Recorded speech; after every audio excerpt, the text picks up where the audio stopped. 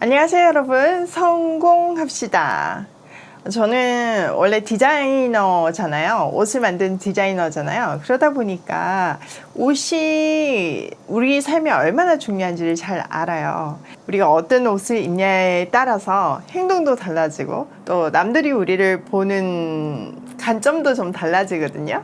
그리고 우리는 사실 때와 장소와 시간에 맞춰서 옷을 입어야 하기도 해요. 그게 약속이기도 하니까요. 자, 오늘은 우리에게 새 옷을 입으라고 하는데 그 새 옷이 도대체 무엇인지, 그 새 옷을 입는다는 의미는 무엇인지, 우리 삶에는 또 그 새 옷이 어떤 영향을 미치는지에 대해서 한번 알아보도록 할게요. 자, 1절. 그러므로 너희가 그리스도와 함께 다시 살리심을 받았으면 위의 것을 찾으라. 거기는 그리스도께서 하나님 우편에 앉아 계시느니라. 우리는요, 그리스도와 함께 죽고 함께 살려주심을 받았어요. 그렇기 때문에 우리는 위의 것을 추구하며 살아야 한대요. 위의 것이라는 것은 지금까지 앞에서 계속 설명하고 있었던 모든 영적인 비밀이 담긴 상징적인 단어죠. 예수님이 세상을 이기시고 보좌 우편에 앉아서 심판수로서 우리 삶을 통치하고 계시다는 사실, 동시에 그 그리스도가 우리 안에 계시다는 사실이죠. 이 말은 우리가 비록 이 땅에서 육신을 입고 살고는 있지만 이미 하나님 나라 안에 하나님의 통치를 받으며 살고 있다는 뜻이에요. 천국 시민권을 가지고 이 땅에 살고 있다는 뜻이죠. 주한미군이 지금 한국이라는 땅에 살고는 있지만 그들은 미국 시민권을 가지고 미국 법이 적용되는 삶을 지금 한국에서 살고 있어요. 그렇듯이 우리도 천국 법을 따라서 이 땅에서 살아야 된다는 말이에요. 자, 2절. 위의 것을 생각하고 땅의 것을 생각하지 말라. 이는 너희가 죽었고 너희 생명이 그리스도와 함께 하나님 안에 감추어졌음이라. 우리 생명이신 그리스도께서 나타나실 그때 너희도 그와 함께 영광 중에 나타나리라. 우리는 이미 죽었고요. 우리의 생명은 그리스도와 함께 하나님 안에 감추어져 있어요. 아무도 건들 수가 없어요. 그래서 우리는요, 재림 때, 주님 다시 오실 때 그분과 함께 영광에 쌓여서 나타날 거예요. 이거는 내 안에 주님이 계시기 때문에 가능한 일이죠. 자, 다음에 이어지는 5절에서부터 17절은요, 골로새서의 어떤 정점이라고 볼 수 있어요. 한마디로 정리를 하자면 새 사람을 입으라 라는 말인데요. 그 놀라운 이야기를 함께 한번 차근차근 보도록 할게요. 자, 5절. 그러므로 땅에 있는 지체를 죽이라. 곧 음란과 부정과 사욕과 악한 정욕과 탐심이니 탐심은 우상 숭배니라. 이것들로 말미암아 하나님의 진노가 임하느니라. 너희도 전에 그 가운데 살 때에는 그 가운데서 행하였으나. 자, 그러니까 우리는요, 땅에 있는 지체를 죽이래요. 그리고 육신을 따라 사는 사람들은요, 하나님께 순종하지 않는 사람이래요. 왜 그럴까요? 땅에 속한 음행, 더러움, 사욕, 악한 정욕, 탐심, 이런 것들은 다 죄의 열매들이죠. 이것은 불순종의 죄로 인해서 하나님과의 관계가 끊어진 사람들의 삶의 열매들이에요. 우리가 포도나무에 붙어 있을 때 포도 열매를 맺지 사과 열매를 맺지 않잖아요. 마찬가지로 우리가 하나님께 붙어 있기만 하면 천국 시민다운 삶인 의의 열매들이 우리 삶에 주렁주렁 맺힐 수밖에 없다는 거죠. 그런데 우리 삶에 이런 더러운 것들이 막 열매로 맺혀 있다면 우리가 불순종하고 있다는 증거라는 거예요. 자, 이어지는 8절에서부터 11절은요, 이 모든 것을 벗어버리라 이 얘기를 하고 있는데요. 한번 볼게요. 8절. 이제는 너희가 이 모든 것을 벗어버리라. 곧 분한과 노여움과 악의와 비방과 너희 입에 부끄러운 말이니라. 너희가 서로 거짓말을 하지 말라. 옛사람과 그 행위를 벗어버리고.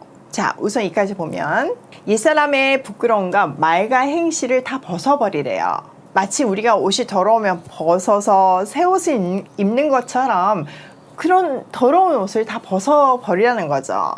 자, 10절 새 사람을 입었으니 이는 자기를 창조하신 이의 형상을 따라 지식에까지 새롭게 하심을 입은 자니라. 거기에는 헬라인이나 유대인이나 헬라파나 무할레파나 야만인이나 수구디아인이나 종이나 자유인이 차별이 있을 수 없나니 오직 그리스도는 만유시요 만유 안에 계시니라. 옛사람을 벗어버리고 새 사람을 입으래요. 특별히 여기 입으라 라는 표현은요, 창세기에서 유래한 표현이에요. 아담과 하와가 범죄했을 때 부끄러움을, 수치심을 느끼죠. 그때 하나님께서 어떻게 하셨어요? 네, 이름 모를 짐승을 죽여서 가죽옷을 지어서 그들의 수치를 가려주셨죠. 또 이것은요, 선악과를 따먹으면 정령 죽으리라 하신 그 말씀이 성취된 거예요. 그 사랑하는 자녀를 죽게 할 수도 없고 또 그렇다고 말씀을 번복할 수도 없잖아요. 공의의 하나님이시니까요. 그래서 대신 짐승이 죽은 거예요. 성경에 나타난 첫 대속 제물이죠. 자, 이 대속 제물은 당연히 그리스도의 그림자죠. 실체이신 그리스도가 오셨고 이제는 우리가 구약의 그런 동물 제사를 지내지 않아도 되고 이제 새 사람을 입었어요. 자, 옷은요 사실 신분을 얘기해 주기도 해요. 군인은 군복을 입고 경찰관은 경찰복을 입고 또 학생은 교복이 있는 데도 있죠. 그것을 통해서 소속이 여기구나 이걸 보여주는 거잖아요. 우리는 그리스도를 옷 입어서 우리의 소속이 하늘임을 보여주자는 말이에요. 또 이 세 사람은요, 자기를 창조하신 분의 형상을 따라서 끊임없이 새로워져 참 지식에 이른대요. 거기에는요, 어떤 인종적인 차별이나 신분적인 차별이 없이 다 동일한 적용을 받는데요. 자, 그러면 세 사람은 어떤 사람인가요? 네, 맞아요. 그리스도를 주로 고백함으로 해서 새로 창조된 사람이에요. 십자가에서 죽고 새롭게 창조된 사람이죠. 이 사람의 마음에는요, 예수님이 거하세요. 예수님의 새 생명을 가진 이 사람은요, 매일 새로워질 수밖에 없어요. 어제와 오늘이 다르고 올해와 내년이 다를 수밖에 없죠. 만약 여러분 안에 이런 변화가 없다면 여러분 안에 그리스도가 있는지 진짜 체크해 보셔야 돼요. 여러분이 진짜 십자가에서 죽고 다시 살았는지 그것부터 그 십자가에서 다시 출발하셔야 돼요. 자, 다음 단락이 12절에서부터 17절은요, 사랑에 대한 겉면이거든요. 한번 볼게요. 12절. 그러므로 너희는 하나님이 택하사 거룩하고 사랑받는 자처럼 긍휼과 자비와 겸손과 온유와 오래 참음을 옷 입고. 자, 우리는 어떤 사람이래요? 하나님을 택하심을 입은 사랑받는 거룩한 사람이래요. 와우, 사랑받기 위해 태어난 우리라는 뜻이죠. 정말 감격스러워요. 우리는요, 사랑받기 태어났기 때문에 그렇게 택함을 받았기 때문에 사랑을 넘치도록 받고 있어요. 여러분, 사랑 많이 받고 자란 아이는 다르잖아요. 막 사랑이 눈에 보이잖아요. 우리에게서도 하나님의 사랑을 팍팍 받는 티가 나야 된다는 뜻이죠. 어떻게 티를 내냐면 동정심과 친절함과 겸손과 온유, 오래 참음이 우리 삶에서 보여야 해요. 여러분 그러신가요? 이게 끝이 아니에요. 계속 볼게요. 13절. 누가 누구에게 불만이 있거든 서로 용납하여 피차 용서하되 주께서 너희를 용서하신 것 같이 너희도 그리하고. 서로 살다 보면 불평한 일이 얼마나 많아요. 사실 우리 눈에 좋게 보이는 것보다 왜 저러지? 이런 경우가 더 많잖아요. 근데 서로를 용납해주고 서로를 용서해주래요. 왜? 주님이 우리를 용서해주고 용납해주셨으니까 우리도 그렇게 똑같이 하라는 거죠. 자, 14절. 이 모든 것 위에 사랑을 더하라. 이는 온전하게 매는 띠니라. 사랑이 최고예요. 이 모든 것 위에 사랑을 더하래요. 그 시작이 사랑이고 그 마지막 덮개도 사랑이어야 한다는 뜻이에요. 자, 15절. 그리스도의 평강이 너희 마음을 주장하게 하라.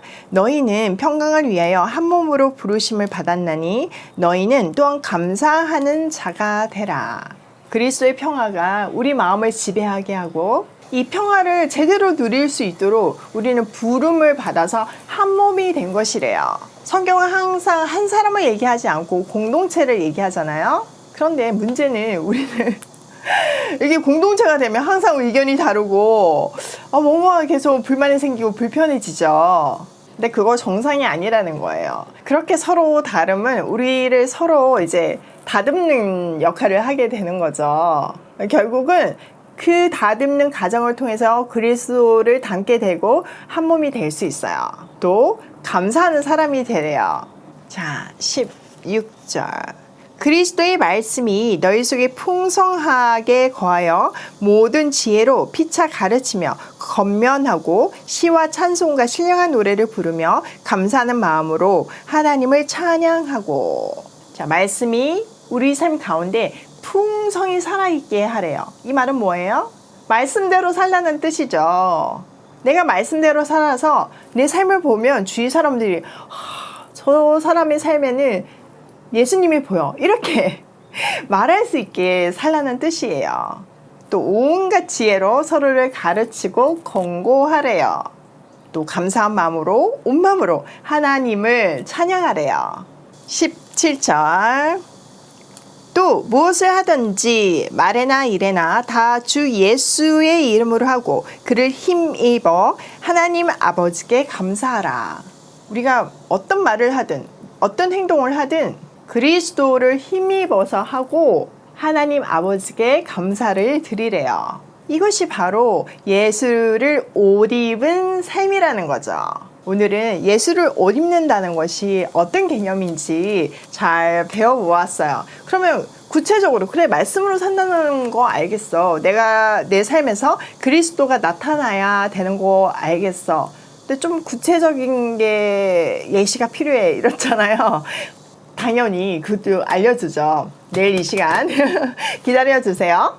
자, 오늘 내용을 우리 삶에 적용을 해보면요. 첫 번째, 그리스도를 옷 입어라. 여러분, 옷이 한 벌이어야지 계속 갈아입으면 안 돼요. 교회 갈 때는 그리스도의 옷을 입었다가 뭐 애들 앞에서는 갑자기 막 다른 옷을 입고 또 회사 가서도 다른 옷을 입고 이러면 안 돼요.